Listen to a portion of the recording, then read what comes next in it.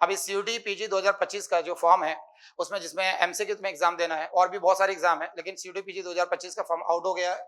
Form के साथ साथ ध्यान रखो उसमें एलिजिबिलिटी क्राइटेरिया क्या है, परसेंटेज क्या है, सिलेबस क्या है, फॉर्म भरने की प्रोसेस क्या है। सबसे बड़ी इंपॉर्टेंट कि स्टेप बाय स्टेप फॉर्म कैसे भरेंगे। फॉर्म थोड़ा लेंदी है तो उसको बहुत ध्यान समझना कि स्टेप बाय स्टेप फॉर्म कैसे भरेंगे। उस सारी प्रोसेस को फॉलो करो ताकि फॉर्म में कोई गलती ना हो। और जो फॉर्म की लास्ट डेट क्या है, सिलेबस में क्या चेंज हुआ है, सिलेबस में थोड़ा चेंज है। जो पिछले साल सिलेबस था कंप्यूटर का, इस बार थोड़ा सा सिलेबस एड ऑन हुआ था और पिछले बार भी सिलेबस पहले कंप्यूटर का ज्यादा दे दिया था, फिर बाद में सिलेबस ध्यान कर 2 या 3 दिन बाद देखना सिलेबस चेंज कर देगा, कम हो गया। पिछली बार भी सिलेबस 2 बार चेंज हुआ है। और इसमें लास्ट डेट क्या है एग्जाम की, फॉर्म भरने की, फीस सबमिट करने की लास्ट डेट क्या है, एग्जाम किस डेट में है और इसका रिजल्ट कब आएगा, एडमिट कार्ड कब आएगा, सारे detail process step by step समझा रहा हूँ, ध्यान समझना। चलो देखो, ये common university entrance test CUET PG 2025, ये सारे इंपॉर्टेंट डेट्स हैं। इंपॉर्टेंट डेट्स हैं, फी डिटेल दे रखा है। तो online submission of application form को जो ऑनलाइन सबमिशन होगा वो 2 जनवरी से स्टार्ट हो चुका है, मतलब कल से स्टार्ट हो चुका है और इसकी लास्ट डेट है 1 फरवरी 2025। तो तुम्हारे तकरीबन 1 महीने का टाइम है, पर उसके पहले फॉर्म भर ले। Last date of successful transaction of examination fees वो दे रखा है 2 फरवरी, लेकिन फॉर्म भरने के साथ ही फीस सबमिट कर दो। ऐसा नहीं करना कि फॉर्म भर लिया फिर फीस बाद में सबमिट करेंगे। तो फॉर्म भरने की डेट स्टार्ट होगी 2 जनवरी से 1 फरवरी तक। फीस की लास्ट डेट दे रखा 2 फरवरी, लेकिन हाथों हाथ फॉर्म भरो, फीस भरो, उसमें वेट नहीं करना है। Correction in the particular of the application form on the website only. Correction window open होगी 3 तारीख से 5 तारीख के बीच में होगी। इन जनरल अगर मान लो फॉर्म भर लिया, प्रिंट आउट निकाला, तुम्हें लगा कोई मिस्टेक हो गया है तो वो 3 तारीख से 5 तारीख के बीच में तुम उस फॉर्म का करेक्शन कर सकते हो। करेक्शन विंडो ओपन होगी। और एडवांस सिटी इंटीमेशन, मतलब एडमिट कार्ड के पहले सिटी इंटीमेशन आता है, हालांकि जो सिटी एडमिट कार्ड में भरोगे लगभग वही सिटी अलॉट होगी, कुछ चेंज होता है तो उसका इंटीमेशन आएगा, वो फर्स्ट वीक ऑफ मार्च 2025 में आएगा। और डाउनलोड एडमिट कार्ड जो आएगा वो 3 से 4 दिन पहले आएगा, मतलब रनिंग हफ्ते में आएगा। जिस हफ्ते में तुम्हारी एग्जाम रहती है उसी रनिंग हफ्ते में तुम्हारा एडमिट कार्ड आएगा। 3 से 4 दिन पहले इसने बोला, उससे कोई फर्क नहीं पड़ता। डेट ऑफ एग्जामिनेशन वो 13 से लेकर 31 के बीच में कभी भी हो जाएगा, 13 मार्च से लेकर 31 मार्च के बीच में कभी भी होगा। क्लियर हुआ? तो जो डेट आएगा एडमिट कार्ड में ऑलरेडी गिवन होगा, जिस डेट में तुम्हारा एग्जाम होगा उसके पहले मालूम पड़ जाएगा। 13 तारीख से 31 तारीख के बीच में डेट ऑफ एग्जामिनेशन है तुम्हारा। 13 तारीख से 31 तारीख के बीच में बहुत सारे एग्जाम होगी। तुम्हारा एमसीए हो सकता है कि 18 को हो, 20 को, 21 को, बट बिटवीन 13 टू 31 के बीच में कभी भी आएगा। आंसर की चैलेंजेस का मतलब ये है कि जब हम एग्जाम दे देते हैं तो रिस्पॉन्स की आती है कि तुमने क्या फिल किया है और क्या करेक्ट है। तो वो सारी चीजें एक आंसर की का रिस्पॉन्स शीट आती है। रिस्पॉन्स शीट में लगा कि मेरा ये आंसर करेक्ट है, बट सीयूटी वाले ने इसको इनकरेक्ट करा, तो पूरा एविडेंस प्रूफ के साथ हमें उसको चैलेंज करना रहता है। तो चैलेंज करने की जो डेट है अभी वो अनाउंस नहीं किया है, एग्जाम के बाद या एग्जाम एडमिट कार्ड के बाद, एग्जाम के बाद वो डेट आ जाएगी। तो इसमें लिखा है टू बी अनाउंस लेटर। उसमें ड्यूरेशन ऑफ एग्जामिनेशन 90 मिनट्स का है, तो 90 मिनट मिलेंगे, मतलब 1.5 घंटा है एग्जामिनेशन। पहले 110 मिनट था, अभी 90 मिनट हो गया है, तो उससे कोई फर्क नहीं पड़ता। 75 क्वेश्चन है, 75 क्वेश्चन है, 90 मिनट काफी है। क्लियर हुआ? और ड्यूरेशन ऑफ एग्जाम 90 मिनट्स है, इसमें कोई दिक्कत नहीं। टाइमिंग ऑफ एग्जामिनेशन तो 3 शिफ्ट में एग्जाम होगी, शिफ्ट 1, शिफ्ट 2, शिफ्ट 3। अब 3 शिफ्ट में किसी भी शिफ्ट में तुम्हारी एग्जाम हो सकती है और 3 शिफ्ट में होगी। Shift 1 to be announce on the website. इसमें बाद में ये होगा कि शिफ्ट 1 का, शिफ्ट 2 का, शिफ्ट 3 का जो तुम्हारा एडमिट कार्ड आएगा उसमें शिफ्ट और तुम्हारा टाइम लिखा रहेगा। जो एडमिट कार्ड आएगा ना, जब तुम्हारा एडमिट कार्ड आएगा उसमें शिफ्ट और टाइम लिखा रहेगा, तो उसमें मालूम पड़ जाएगा क्या शिफ्ट है क्या टाइम है। इसमें फी पेबल द कैंडिडेट रखा category application fee up to 2 paper. अब 2 पेपर कई लोग भरते हैं, जैसे उनका जूलॉजी बॉटनी वगैरह लोगों का 2 पेपर होता है, तो तुम्हारे लिए अप्लाई नहीं हो रहा है। जनरल कैटेगरी फीस 1400 है, समझ में आ रहा है। ओबीसी और एनसीएल जनरल ईडब्ल्यूएस के लिए 1200 रुपए है, एससी एसटी और थर्ड जेंडर के लिए 1100 रुपए है, और फिजिकल हैंडीकैप के लिए 1000 रुपीज है। अगर कोई एडिशनल पेपर और भरता तो पर पेपर 700 बढ़ जाएंगे जनरल कैटेगरी में, ओबीसी के लिए 600 और एससी एसटी के लिए 600 और फिजिकल हैंडीकैप के लिए 600। समझ में आ रहा है? जो लोग हिंदुस्तान के बाहर के हैं उनको 7000 रुपए फीस लग रही है और एडिशनल पेपर के लिए 3500 लग रही है। सबसे इंपॉर्टेंट तुम्हारे लिए SCQP09, ये कोड है कंप्यूटर साइंस, इंफॉर्मेशन टेक्नोलॉजी और AI के लिए, आर्टिफिशियल इंटेलिजेंस के लिए। इसी में तुम्हारा एमसीआई वालों को यही कोड भरना है, SCQP09 पेपर। ये तो कोड 9th नंबर कोड है SCQP09, ये कंप्यूटर साइंस वाले बच्चों के लिए, इंफॉर्मेशन टेक्नोलॉजी के लिए, आर्टिफिशियल इंटेलिजेंस वालों के लिए। इसमें जो MCA इसी SCQP09 के अंतर्गत आएगा। समझ में आ रहा है? 9 नंबर है, चाहे तो इसको लिख लो SCQP09। एलिजिबिलिटी एंड क्वालिफिकेशन में इसमें एज लिमिट दे रखा है, there is no age limit, कोई एज लिमिट है ही नहीं इसमें। एजुकेशन क्वालिफिकेशन दे रखा है, पास अ बैचलर डिग्री और इक्विवेलेंट एग्जामिनेशन, बैचलर डिग्री होना चाहिए, ग्रेजुएट होना चाहिए। जिनका रनिंग में चल रहा है फाइनल ईयर वो भी एग्जाम दे सकते हैं, कोई दिक्कत नहीं। जिनका फाइनल चल रहा है वो भी एग्जाम दे सकते हैं। अपेयरिंग इन बैचलर डिग्री, जो अपेयरिंग कैंडिडेट है ये इक्विवेलेंट टू एग्जामिनेशन इन 2025, मतलब अपेयरिंग मतलब जिनका 6 सेमेस्टर चल रहा है, 5th सेमेस्टर चल रहा है, मैं उनकी बात कर रहा हूँ। अपेयरिंग मतलब फर्स्ट ईयर सेकंड ईयर वाले नहीं दे सकते। तो appearing in bachelor degree equivalent examination 2025 are eligible to appear in the CUET 2025। और अब सवाल होता है इसमें परसेंटेज नहीं दे रखा सर, परसेंटेज क्या होगा? देखो परसेंटेज इसमें क्या है कि जैसे डीयू का फॉर्म भरोगे तो डीयू का परसेंटेज क्राइटेरिया डीयू डिसाइड करेगा। जैसे होगा क्या कि सीयूटी एक कॉमन एंट्रेंस एग्जाम है, कॉमन एग्जाम हो जाएगी, फिर कॉमन एग्जाम होने के बाद काउंसलिंग होती है, तो हमें यूनिवर्सिटी के लिए चॉइस फिलिंग करना पड़ता है। तो अगर हमें डीयू चाहिए तो डीयू का परसेंटेज क्राइटेरिया में फुलफिल करना पड़ेगा। अगर डीयू 50% मांग रहा है तो 50% करना पड़ेगा, 55 मांग रहा है तो 55 करना पड़ेगा, 60 मांग रहा है तो 60 करना पड़ेगा। क्लियर हुआ? अगर हमें जेएनयू के लिए, हम काउंसलिंग जेएनयू के लिए कर रहे हैं, जेएनयू हम ऑप्ट कर रहे हैं, जेएनयू हमें चूज कर रहे हैं काउंसलिंग के दौरान, तो जेएनयू की क्राइटेरिया को फुलफिल करना पड़ेगा। अगर जेएनयू 55 उस समय मांग रहा है तो 55, 60 मांग रहा है तो 60। सेम बीएचयू अगर हमें ऑप्ट कर रहे हैं काउंसलिंग में, जब एक्चुअली में क्या होता है, जब सीयूटी का रिजल्ट आ जाएगा उसके बाद जो भी तुम्हें कॉलेज की काउंसलिंग के लिए अलग अलग नोटिफिकेशन निकलते हैं, तो कॉलेज वाले अपना परसेंटेज क्राइटेरिया अलग डिसाइड करते हैं कि सीयूटी का स्कोर कार्ड के साथ वो बताएंगे कि सीयूटी के स्कोर कार्ड में स्कोर होना चाहिए और उसके स्कोर के साथ तुम्हारा परसेंटेज क्राइटेरिया होना चाहिए। तो उसमें जेएनयू का अलग होगा, बीएचयू का अलग है, डीयू का अलग है। क्लियर हुआ? ये तो यूनिवर्सल दे दिया कि सीयूटी में अगर अपीयर होना तो मिनिमम ग्रेजुएट होना जरूरी है। फाइनल वाले बच्चे जो जिनका फाइनल चल रहा है वो भी अपीयर हो सकते हैं। जब तुम्हारी काउंसलिंग होगी तो चॉइस फिलिंग करते समय काउंसलिंग की जो कॉलेज तुम चूज करोगे, जेएनयू तो जेएनयू का क्राइटेरिया तुम्हें फुलफिल करना पड़ेगा, डीयू तो डीयू का क्राइटेरिया फुलफिल करना पड़ेगा, बीएचयू तो बीएचयू का क्राइटेरिया फुलफिल करना पड़ेगा। क्लियर हुआ? सीयूटी में तुम्हें ओबीसी वालों को ओबीसी का सर्टिफिकेट लगाना पड़ेगा, ईडब्ल्यूएस वालों को ईडब्ल्यूएस का सर्टिफिकेट लगाना पड़ेगा, और एससी एसटी वालों को एससी एसटी का लगाना पड़ेगा, फिजिकली हैंडीकैप्ड वालों को फिजिकल हैंडीकैप्ड का लगाना पड़ेगा। अभी अपेयरिंग वालों को अपेयरिंग सर्टिफिकेट की आवश्यकता नहीं है, बट ईडब्ल्यूएस क्लेम करना तो उसकी सर्टिफिकेट जरूरत पड़ेगी, ओबीसी की जरूरत पड़ेगी। तो ये सारे जो बच्चे हैं जो कैटेगरी वाले बच्चों को सर्टिफिकेट लगाना पड़ेगा। तो ये सारे उनका फॉर्मेट दे रखा है। अगर तुम्हें लग रहा है कि सर इस फॉर्मेट में हमारे पास भले नहीं है लेकिन हमारे पास ईडब्ल्यूएस बना हुआ पिछले साल का या ओबीसी बना पिछले साल का, वो अपलोड कर सकते हो, उसमें कोई प्रॉब्लम नहीं है। सब्जेक्ट टू जब काउंसलिंग इसकी होगी, जब काउंसलिंग में अपियर होगे तो काउंसलिंग के दौरान 1 अप्रैल के बाद वाला सर्टिफिकेट लगेगा at the time of counselling. Counselling के बाद इसमें भी क्या लगेगा? 1 अप्रैल के बाद वाला। और अभी अगर तुम फॉर्म भर रहे हो तो अभी तुम पिछले साल का जो बना हुआ है पिछले फाइनेंशियल ईयर का वो चल जाएगा। क्लियर हुआ? किसी ने लगा कि मेरे पास पिछले फाइनेंशियल ईयर का भी नहीं बना, ओबीसी नहीं बना है या ईडब्ल्यूएस नहीं है या एससी एसटी नहीं, तो कोई बात नहीं। अभी जो भी सर्टिफिकेट तुम्हारा नहीं बना पिछले साल का तो अभी बनवा सकते हो।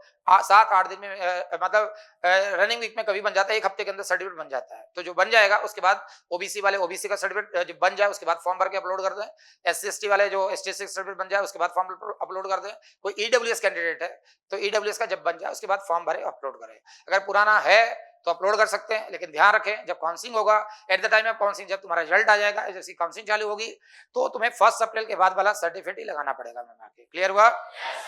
अभी तुम्हारा पुराना भी चल जाएगा, मतलब पिछले साल का चल जाएगा। पुराना मतलब पिछले साल का, पुराना मतलब 2-3 साल पुराना नहीं, पुराना मतलब अभी जो रनिंग ईयर चल रहा है उसका सर्टिफिकेट है तो चल जाएगा, और नहीं है तो बनवा के लगाना पड़ेगा। क्लियर हुआ? देखो syllabus for computer science and information technology SCQP09, ये तुम्हारा कोड है SCQP09, उसका सिलेबस है जिसमें एमसी में शामिल है।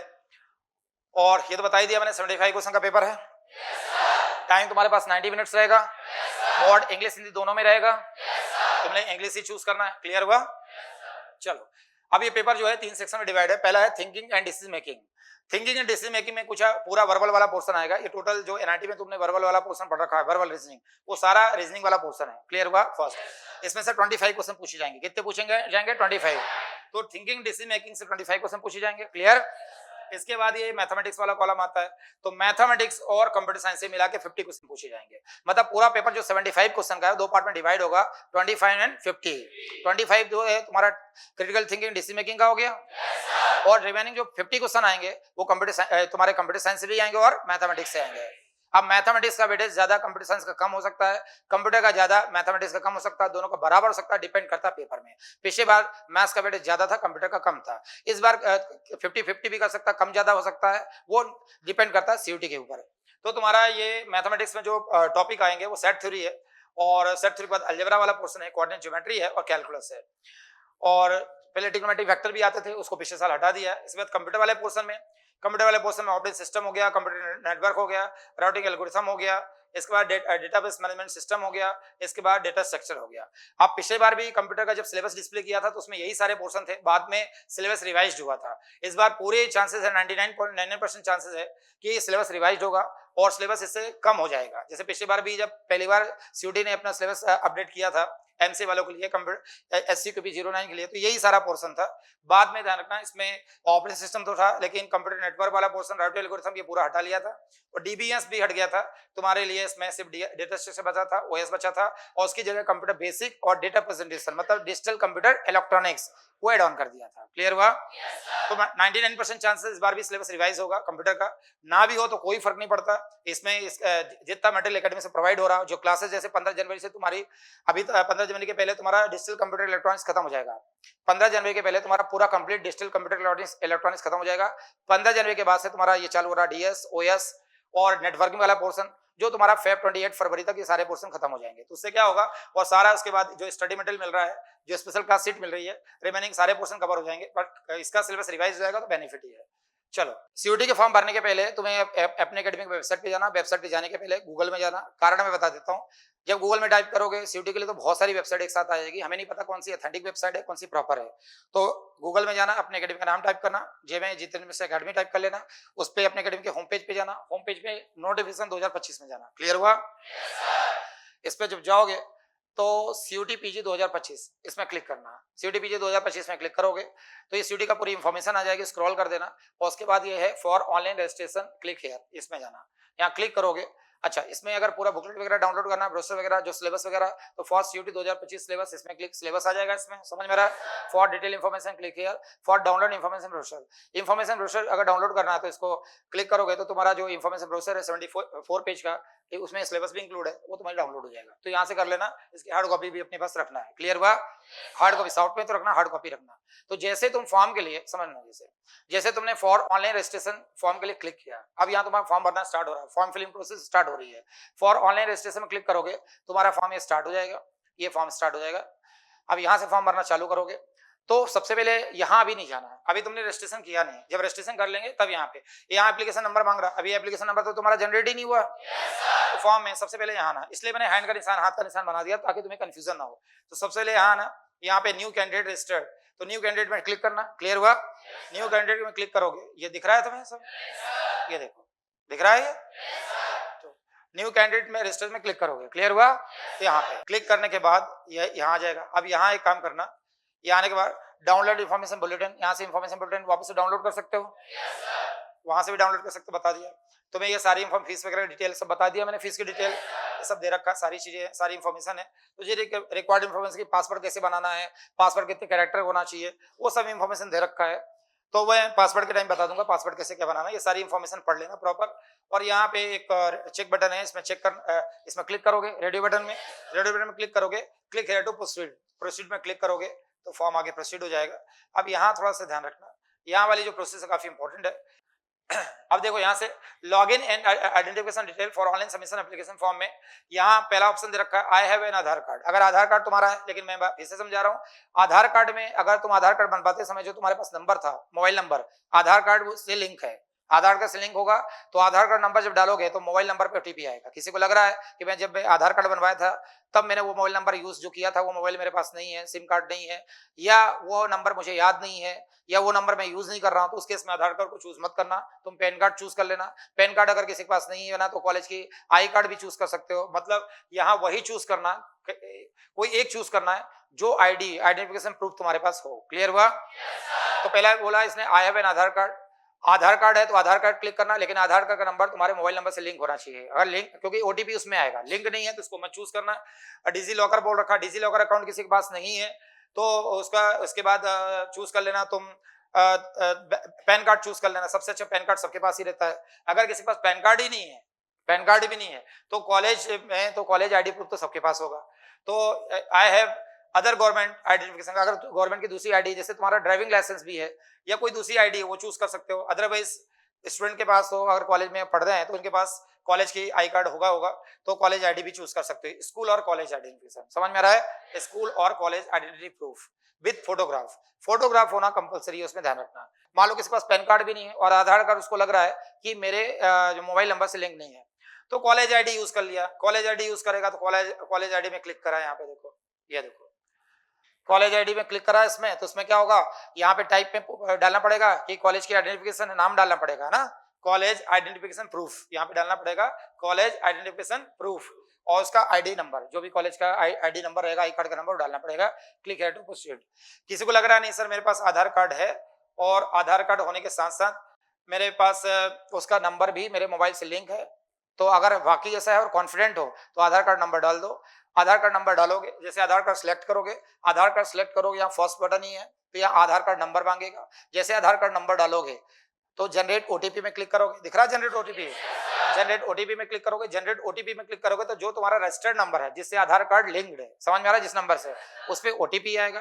अब वो मोबाइल नंबर हो सकता है तुम्हारे पिताजी का भी हो तो कोई फर्क नहीं पड़ता, ओटीपी आएगा। ओटीपी जरूरी नहीं कि मोबाइल नंबर तुम्हारा ही हो, आधार कार्ड नंबर जहाँ पे जा रहा है तो उस आधार कार्ड से मोबाइल नंबर लिया, लेकिन ध्यान का आधार कार्ड नंबर तुम्हारा होना कंपलसरी है, समझ में, अपने माता पिता का आधार कार्ड नंबर यूज नहीं कर सकते, समझ में आ रहा है। जो आधार कार्ड यूज करोगे वो आधार कार्ड तुम्हें लेके जाना है कहाँ, एग्जाम हॉल में, तो आधार कार्ड तुम्हारा होना चाहिए, और जिस मोबाइल से वो कनेक्टेड है उस मोबाइल में क्या जाना चाहिए, ओटीपी है, तो आधार कार्ड तुम्हारा होना चाहिए। जिस आधार कार्ड से तुम्हारा मोबाइल नंबर कनेक्टेड है उस मोबाइल में ओटीपी जाएगा, ओटीपी उठा के और यहाँ पे ओटीपी पुट करोगे, एंटर करोगे, वैलिड ओटीपी करोगे, क्लिक करोगे तो वैलिड ओटीपी में ये फॉर्म प्रोसीड हो जाएगा।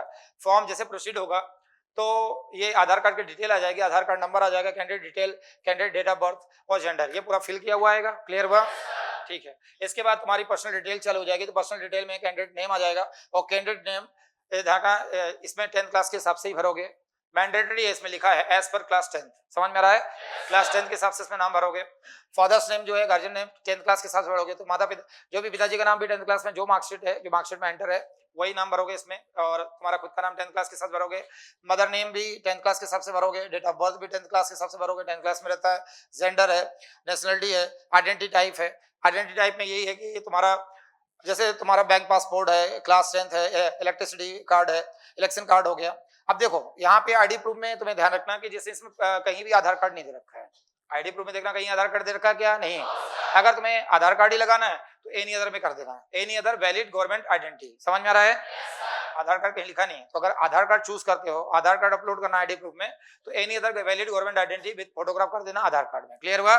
अदरवाइज बैंक पासबुक भी है, क्लास 12 एडमिट कार्ड भी है, इलेक्शन कार्ड भी है, पासपोर्ट है, राशन कार्ड भी है, ये सब चल जाएगा। वैसे आधार कार्ड सबसे अच्छा इजीली होगा, सबके पास होगा, कर लेना।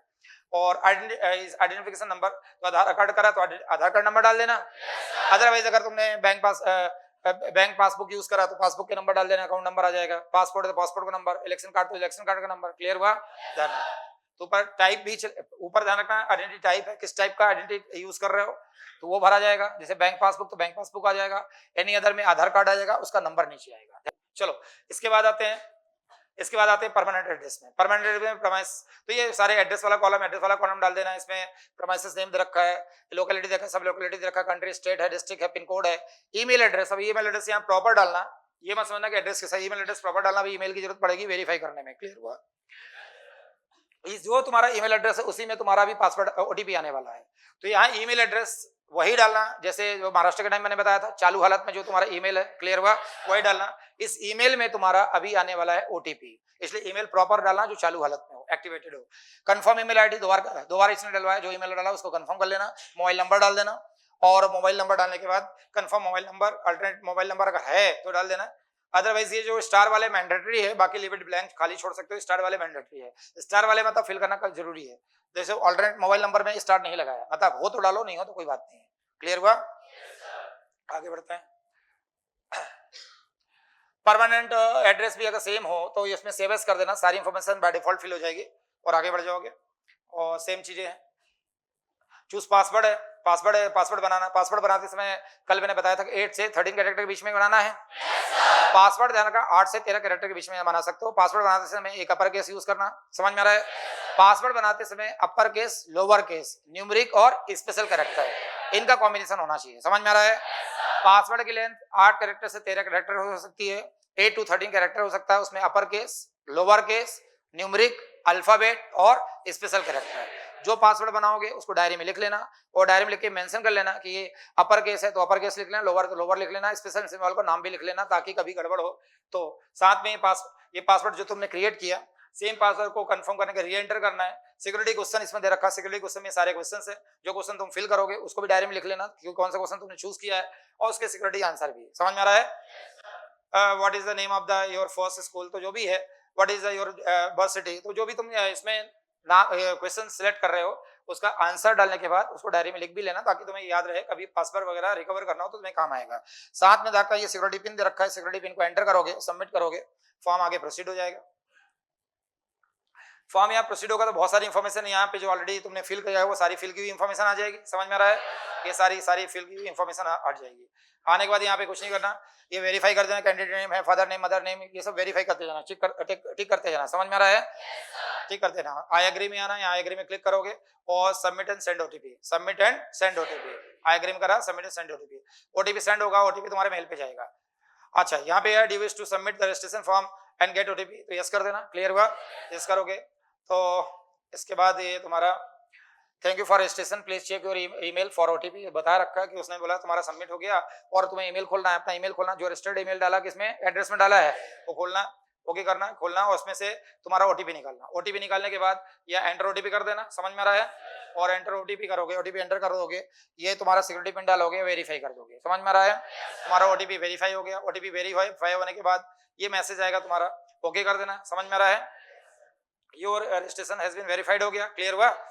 इसके बाद ये एप्लीकेशन नंबर, अच्छा जैसे तुम यहाँ पे करोगे वेरीफाई, यहाँ पे वेरीफाई करोगे, ओके करोगे, क्लियर हुआ? जैसे ओके करोगे जो तुम्हारा मेल में, जिस मेल में तुम्हारा ओटीपी आया था सेम मेल को फिर ओपन करोगे, उस मेल में तुम्हारा एप्लीकेशन नंबर भी आएगा। जैसे तुम इसको वेरीफाई करोगे ना, ओके करोगे, वहां पे एप्लीकेशन नंबर आएगा। मतलब मेल में दो चीजें आएंगी, तुम्हारे रजिस्टर्ड मेल में क्या आएगा, ओटीपी और एप्लीकेशन नंबर। तो एक बार जैसे ओटीपी को वेरीफाई करोगे एप्लीकेशन नंबर आ जाएगा, वो एप्लीकेशन नंबर मेल से निकालोगे और मेल से एप्लीकेशन नंबर निकालने के बाद यहाँ एंटर करोगे। क्लियर हुआ? और मेल में रखा तो सुरक्षित भी है, फिर भी मैं बोल रहा हूँ एक डायरी बना लेना, एग्जाम डायरी करके उसमें सारी एग्जाम जैसे महाराष्ट्र की इन्फॉर्मेशन लिख लिया, सीयूटी की भी लिख लोगे, जो पासवर्ड यूज किया, जो एप्लीकेशन नंबर है, और मेल में तुम्हारी इन्फॉर्मेशन सुरक्षित रखो। एक मेल आईडी बना लो जिसमें सारे एग्जामिनेशन की डिटेल हार्ड कॉपी में भी तुम्हारे पास होना चाहिए, सॉफ्ट भी होना चाहिए। तो एप्लीकेशन फॉर, अब यहाँ पे ध्यान रखना तुम्हें, एप्लीकेशन फॉर यहाँ पे विशेष ध्यान रखना, ड्रैग डाउन करना है यहाँ पे। समझ में आ रहा है? तो यहाँ तो बाय डिफॉल्ट यहाँ पे रहेगा एप्लीकेशन फॉर सीयूटी पीजी 2025, सभी ध्यान रखो, समझो, application for CUET PG 2025। Application number तुम्हारा मेल से निकाल के डालोगे, एंट्री करोगे, ठीक है। पासवर्ड तुमने बनाया है अभी जो पासवर्ड, और ये सिक्योरिटी पिन डालोगे, लॉगिन करोगे, लॉगिन किया, लॉगिन करने के बाद तुम्हारा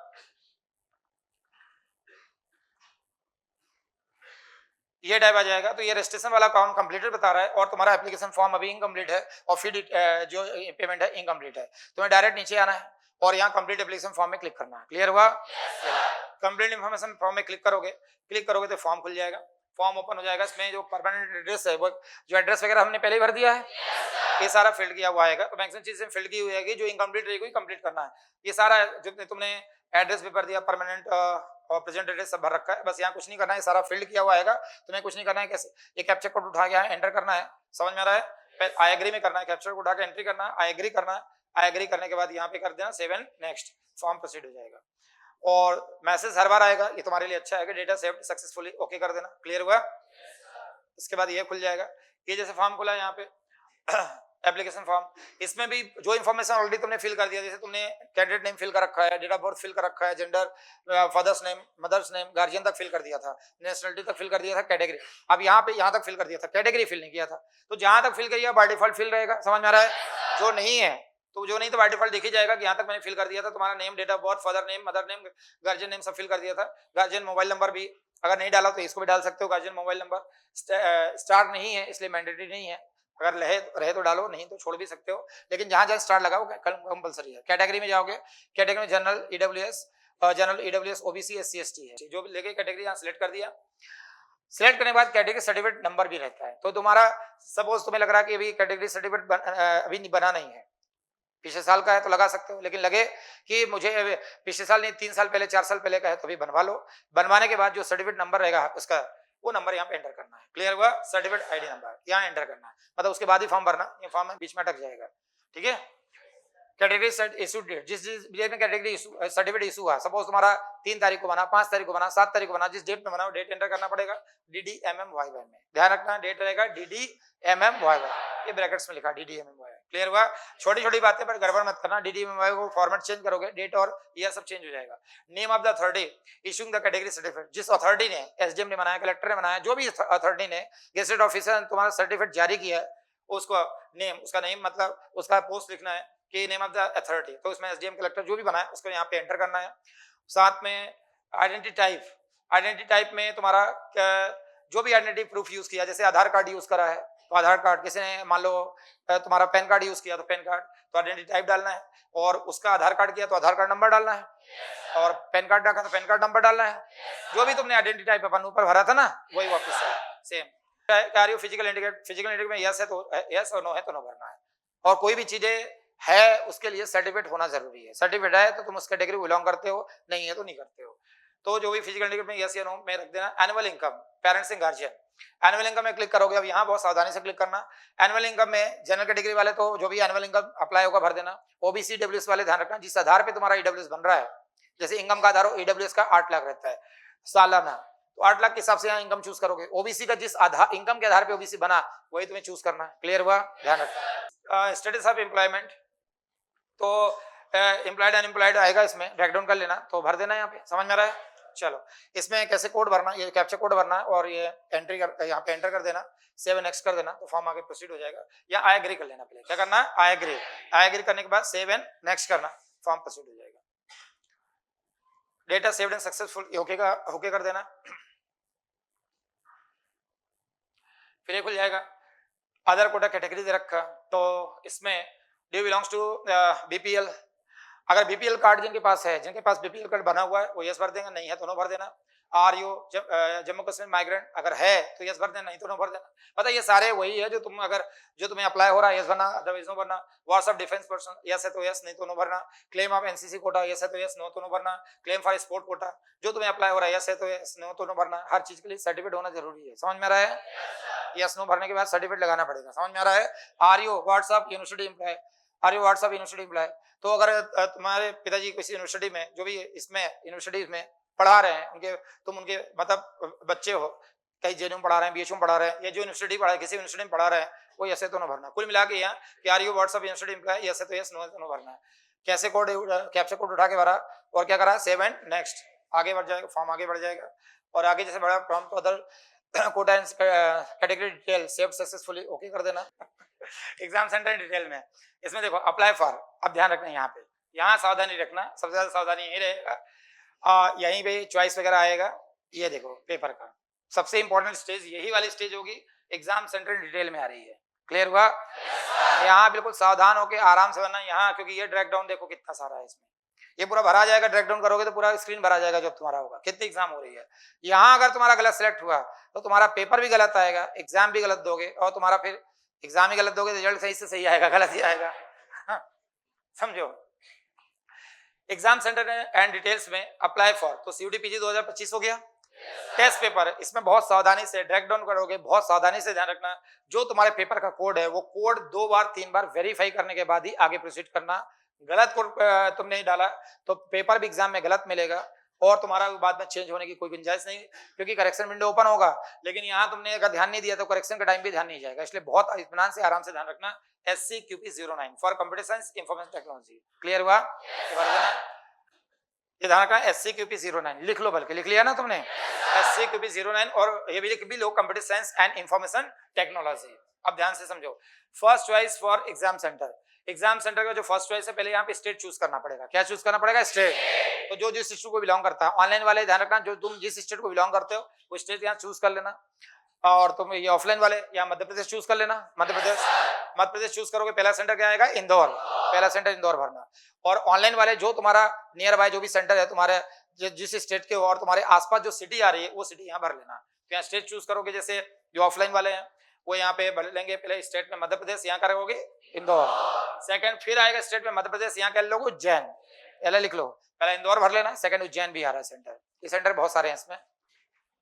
पहला सेंटर तुम्हारा मध्य प्रदेश में इंदौर कर लेना, सेकंड उज्जैन कर लेना, थर्ड में तुम्हारा कर लेना खंडवा कर लेना, थर्ड में खंडवा, और फोर्थ में भोपाल कर लेना। ये बल्कि थर्ड में भोपाल कर लो, फोर्थ में खंडवा कर लो, थर्ड में भोपाल कर लो, फोर्थ में खंडवा। क्लियर हुआ? और स्टेट ये सिलेक्ट करते जाना।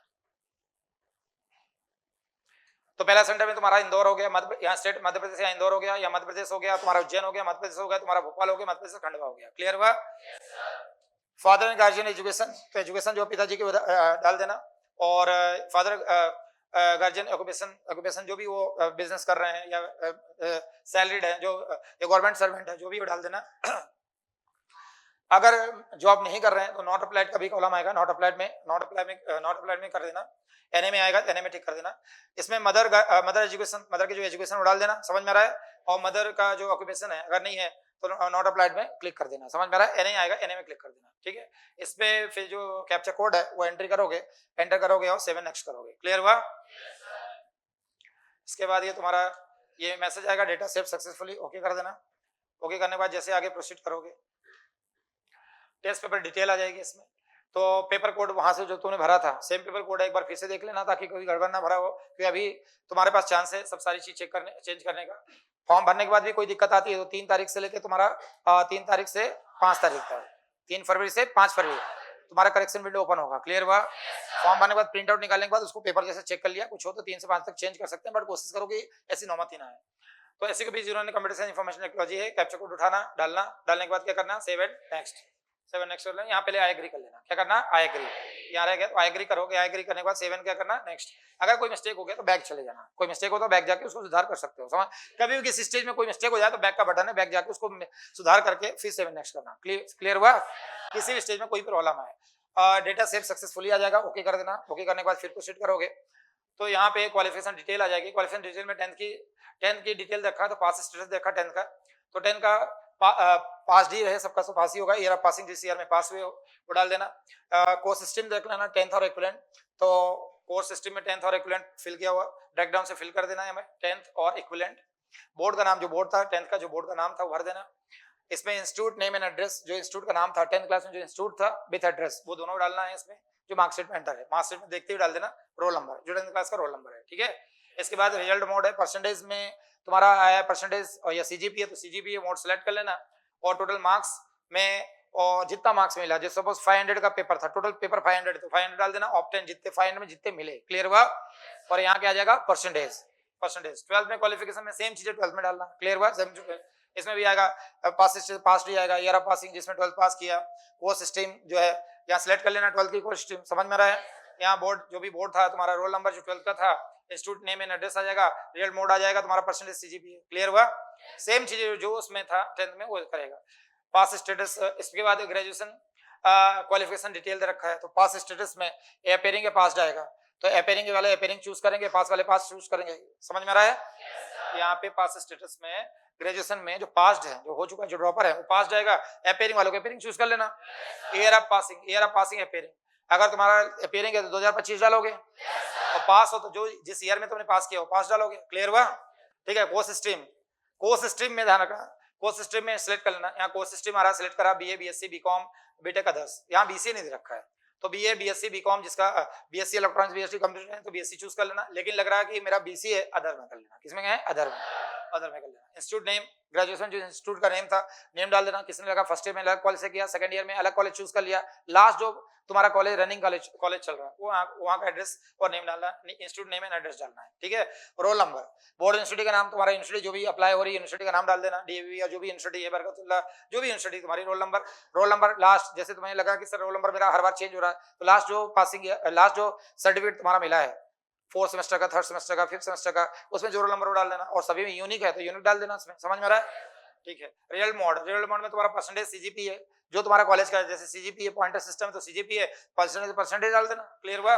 टोटल मार्क्स, तो जो मैक्सिमम मार्क्स है मैक्सिमम मार्क्स डाल देना। अगर जो पास हो गए, जो लोग जो अपेयरिंग है उनका ये कॉलम ओपन ही नहीं होगा, उनका ये कॉलम फ्रीज हो जाएगा, ओपन ही नहीं होगा। लेकिन जो पास कर चुके हैं, मान लो सपोज तुम्हारा 1000 नंबर का टोटल 3 साल का पेपर था, first year, second year, third year मिला के 1000 नंबर का पेपर है या 2000 नंबर का पेपर है, तो मैक्सिमम 3 साल का मिला के, या 6 सेमेस्टर है तो 6 सेमेस्टर मिला के, सेमेस्टर सिस्टम है तो 6 सेमेस्टर का मिला के जितना ग्रैंड टोटल आ रहा है, समझ में आ रहा है, तो ऑप्टेन मार्क्स में जितना मिला ऑप्टेन मार्क्स में भर देना, और जितने में से मिला वो मैक्सिमम मार्क्स में भर देना।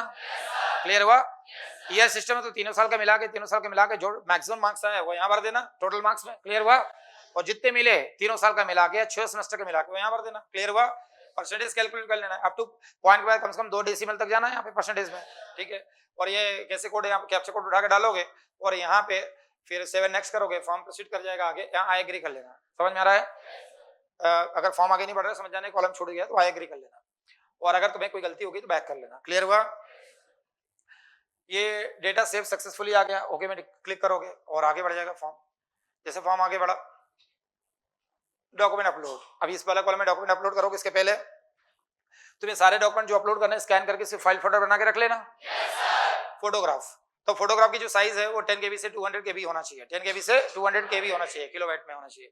वो फॉर्मेट होगा जेपीजी, जेपीजी होना चाहिए, जेपीजी फॉर्मेट भी चलेगा, जेपीजी फॉर्मेट भी चलेगा। वहाँ फोटो चूज करना जहाँ पे तुमने सेव किया, ब्राउज करके अपलोड कर देना, व्यू भी कर सकते हो वहाँ पे अपलोड होने के बाद। या सिग्नेचर मैंने बता दिया, ब्लैंक पेपर में, ब्लैक या ब्लू पेन से ब्लैंक पेपर ले लेना, उसमें ब्लैंक पेपर में ब्लैंक पेपर में, खाली पेपर में, पेपर व्हाइट हो और सुपर व्हाइट हो तो ज्यादा अच्छा है। पेन 2 ही यूज करना, या तो ब्लैक या तो ब्लू, ब्लैक पेन ज्यादा अच्छा। ब्लैक पेन से रनिंग हैंडराइटिंग में सिग्नेचर करना, फ्री फ्लो में सिग्नेचर वही करना जो सिग्नेचर तुम एग्जाम हॉल में करने वाले हो, तो फ्री फ्लो में सिग्नेचर कर लेना। व्हाइट पेपर ले लेना, सिग्नेचर करने के बाद उसको स्कैन कर लेना, स्कैन करने के बाद जो फाइल बनाओगे उसका फॉर्मेट होना चाहिए जेपीजी या जेपीजी, और वो साइज 4 केबी से लेकर 30 केबी के बीच होना चाहिए, 4 केबी टू 30 केबी। तो वहां से ब्राउज करके अपलोड कर देना यहाँ पे। इसके बाद कैटेगरी सर्टिफिकेट जो तुम्हारा है, अब ध्यान रखना ओबीसी का जो कैटेगरी सर्टिफिकेट रहेगा या ईडब्ल्यूएस का कैटेगरी सर्टिफिकेट रहेगा, तो सर्टिफिकेट में जो तुम्हारा अगर लेटेस्ट बन रहा है या पुराना है, पुराना तो 1 साल से ज्यादा पुराना नहीं होना चाहिए। समझ में आ रहा है? उसको इसका ओबीसी वाला को हो सकता है अंडरटेकिंग भी हो साथ में। ओबीसी का क्या होता है, ओबीसी सर्टिफिकेट के साथ एक अंडरटेकिंग भी आता है, तो ओबीसी का अगर अंडरटेकिंग भी है तो दोनों को एक साथ सिंगल पीडीएफ बनेगा। ईडब्ल्यूएस जैसे एनआईटी में क्या होता है, ओबीसी का सर्टिफिकेट के साथ एक अंडरटेकिंग भी होता है, दोनों का सेम सिंगल पीडीएफ अपलोड होता है। अगर इसमें फॉर्मेट में सिर्फ सिंगल ओबीसी का है तो सिंगल वाला, और अगर अंडरटेकिंग है तो दोनों को एक साथ सिंगल पीडीएफ बना के और उसका पीडीएफ बना के अपलोड करना। क्या बनाना? पीडीएफ। इसमें फॉर्मेट पीडीएफ होना चाहिए। इसमें लिखा है, क्लियरली लिखा है कि डॉक्यूमेंट फॉर्मेट पीडीएफ क्या होना चाहिए, पीडीएफ। साइज तुम 50 केबी से 300 केबी तक जा सकते हो। क्लियर हुआ? ध्यान जा सकते हो। और कैटेगरी सर्टिफिकेट में यहाँ पे चूज करा, अपलोड कर दिया, चूजन फाइल में व्यू भी कर लिया। कभी तुम्हें लगे कि वहां पे अपलोड करने में कोई गड़बड़ हो गई तो बैक जाके री अपलोड कर सकते हो। क्लियर हुआ? चलो,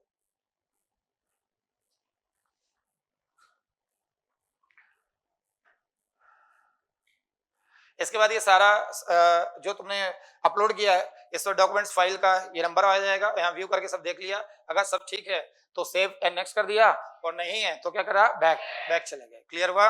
चलो, यहाँ पे document save and successfully okay कर देना। क्लियर हुआ? चलो, इसके बाद ये तुम्हारा पूरा भरा हुआ फॉर्म डिस्प्ले हो जाएगा। जो फॉर्म भरा हुआ पूरा फॉर्म क्या जाएगा, डिस्प्ले। पूरा फॉर्म डिस्प्ले हो जाएगा, तुम देख लो, 1 बार 2 बार 3 बार सब देख लो, सब ओके है तो कुछ मत करना। यहाँ पे please verify your mobile number, यहाँ हैंड का निशान बनाया ना, please verify your mobile number, यहाँ क्लिक करना। मोबाइल नंबर को वेरीफाई करने के लिए क्लिक करोगे तो तुम्हारा यहाँ मोबाइल नंबर बाय डिफॉल्ट डाला हुआ आएगा, मोबाइल नंबर डाल देना, और डालने के बाद तुम्हारा ये कैप्चा कोड डाल देना, सेंड ओटीपी आ जाएगा। यहाँ मोबाइल नंबर डालना, यहाँ कैप्चा कोड डालना, यहाँ क्या करना, सेंड ओटीपी। जो तुम्हारा रजिस्टर्ड मोबाइल नंबर है जो तुमने ऊपर डाला था उसमें ओटीपी आ जाएगा, यहाँ ओटीपी डालना और ये कैप्चा कोड डालना, और यहाँ पे वेरीफाई कर देना। अगर ओटीपी नहीं आए तो रीसेंड ओटीपी में चले जाना। क्लियर हुआ? वेरीफाई कर लेना, तुम्हारा मोबाइल नंबर यहाँ वेरीफाई हो गया है, और यहाँ पे your mobile number is verified, okay कर देना। ओके करने के बाद आगे जाओगे तो इस कॉलम में यहाँ पे वापस से यहाँ कंप्लीटेड आ गया। बाकी 2 चीजें बची है तुम्हारा। अभी application form of fee payment अभी इनकम्प्लीट दिखा रहा है, लेकिन हमने ये लगभग कंप्लीट कर लिया है। 2 स्टेप बची हुई है, उसको कंप्लीट करना है। तो क्या जाना, कंप्लीट एप्लीकेशन फॉर्म। क्या जाना, कंप्लीट एप्लीकेशन। ये एप्लीकेशन नंबर भी डिस्प्ले होगा जो बहुत पहले आ चुका है, समझ में आ रहा है? नोट करना। कंप्लीट एप्लीकेशन फॉर्म में जाओगे, ये पूरा फॉर्म पूरा खुल जाएगा। ये पूरे फॉर्म को सब देख लेना, सारी चीज देख लेना, सब पूरा फॉर्म में एक चेक कर लेना। अगर तुम्हें लगे सब कुछ ओके है पूरे फॉर्म में तो इसके बाद फाइनल सबमिट कर देना। क्या करना, फाइनल सबमिट। ये फाइनल सबमिट हो रहा है, मतलब फाइनल सबमिट हो जाएगा। इसके बाद ये करेक्शन नहीं होगा, फिर करेक्शन की जो डेट आएगी उसी में करेक्शन होगा। समझ में आ रहा है?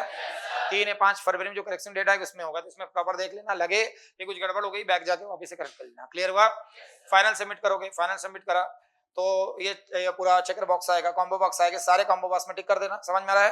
ये करके क्या करना, आई एग्री और फाइनल सबमिट कर देना। क्लियर हुआ? फाइनल सबमिट करा तो तुम्हारा ये आ जाएगा, your application form has been submitted successfully. Okay हो गया। ओके होने के बाद तुम्हारा पे नाउ में चले जाना, यहाँ पे नाउ किया। क्लियर हुआ? पेमेंट करा, पे नाउ किया, पे नाउ देखो यहाँ पे ये देखो एप्लीकेशन फॉर्म भी क्या आ गया, कंप्लीटेड, ये कंप्लीटेड। अब ये इनकम्प्लीट आ रहा है फी पेमेंट, तो हम उसी के लिए प्रोसीड कर रहे हैं, ये भी कंप्लीटेड हो जाएगा, फॉर्म कंप्लीट हो जाएगा। पे नाउ करा, पे नाउ करने के बाद ये खुल गया तुम्हारा, तो नेम तुम्हारा ये तो बाय डिफॉल्ट फिल किया हुआ होगा, नेम, एप्लीकेशन नंबर, अमाउंट, और अमाउंट भी आ जाएगा तुम्हारा 1400 जो अमाउंट है। पे नाउ करोगे तो इसमें पेमेंट करने के लिए तुम्हें जो गेटवे है वो अलग अलग ये तरह का, Canara bank, HDFC, IDBI, SBI, ये सारे गेटवे यूज करके पेमेंट कर सकते हो। और पेमेंट में UPI, credit card, debit card, जो भी नेट बैंकिंग जो भी यूज करो करके, और प्रोसीड टू क्या कहा, पे, प्रोसीड टू पे करेंगे और पेमेंट सक्सेसफुल आ जाएगा। क्लियर हुआ? ओके करा, पेमेंट सक्सेसफुल ओके होने के बाद ये पूरा डिटेल दिखा देगा कि तुम्हारा पेमेंट एग्जाम का नाम, सारा पेमेंट, पूरी पेमेंट की पूरी हिस्ट्री आ जाएगी। समझ में आ रहा है? और ये सक्सेस लिखा हुआ जाएगा। क्या आएगा? सक्सेस। समझ जाना है, सक्सेस लिखा होना जरूरी, मतलब तुम्हारा पेमेंट हो गया। क्लियर हुआ? पेमेंट हो गया। इसके बाद तुम्हारा ये तीनों कंप्लीटेड दिखाएगा, completed green, completed green, completed green. ठीक है, अब यहाँ जाएगा download confirmation page, download confirmation page, तो तुम्हारा फिल किया हुआ फॉर्म आ जाएगा। समझ में आ रहा है?